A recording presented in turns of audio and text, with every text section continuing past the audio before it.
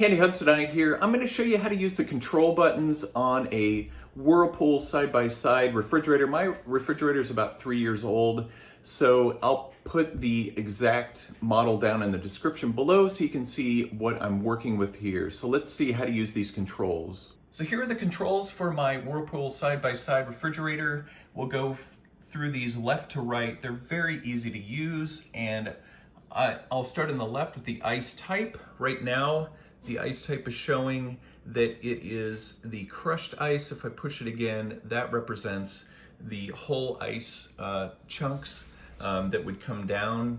We prefer the crushed ice, so we leave it there. Now the light button has a few settings.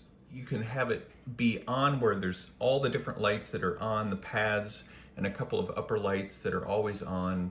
If I press it again, then just the top light, one of the top lights will be on. I apologize about the flickering. It's my frame rate in my video. And if I turn that, it will just be the pads that will be lit, which is kind of a cool effect at night. Or you can just leave it completely off. They will come on if you dispense water like that, just long enough for you to see what you're doing.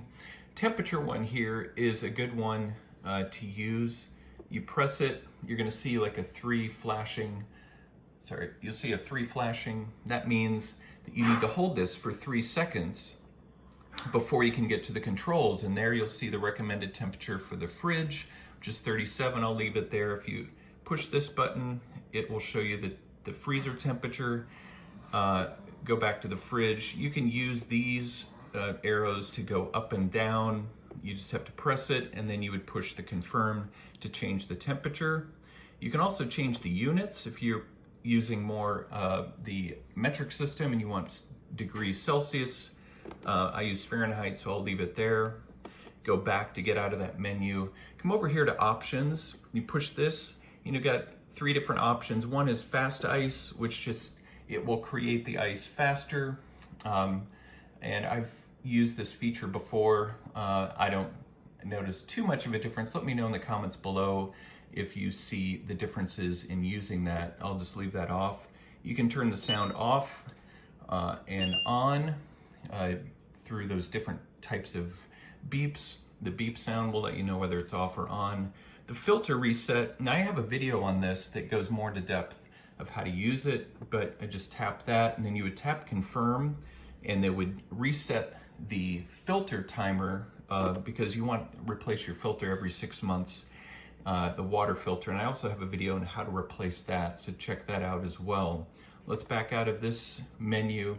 Now this is a good one if you have small kids and you don't want them coming up here and playing with the controls and dispensing water, because this tray can only hold a small amount of water before it overflows.